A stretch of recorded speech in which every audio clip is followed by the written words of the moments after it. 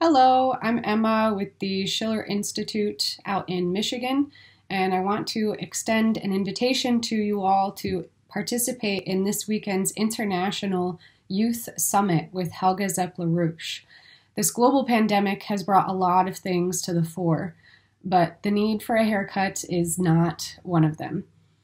The global death toll has reached 350,000 people, and if mankind fails to address the crisis beyond the pandemic and neglects the reality of the ongoing systemic economic seizure, we could be facing a death toll of 300,000 people a day due to starvation.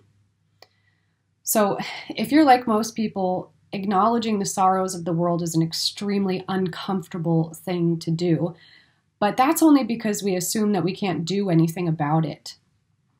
But I assure you, the human condition is determined primarily by human beings. So why can't we change it? Despite the constant horror stories in the media, there have been incredible strides made by human beings on behalf of human beings.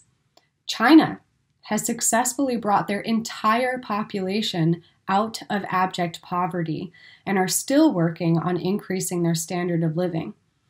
Ethiopia, Peru, and several other African and South American nations now have space programs. Russia has pledged to electrify the entire continent of Africa, and NASA will be launching a lander to Mars, carrying a helicopter in order to study the Martian atmosphere for future missions.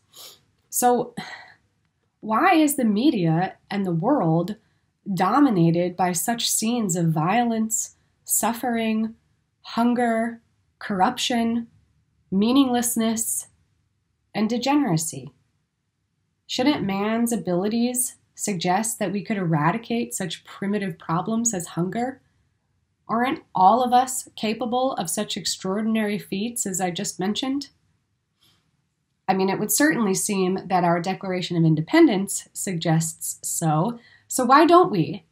Can we make these seemingly extraordinary acts of the human mind and the human spirit the norm? Is that even possible?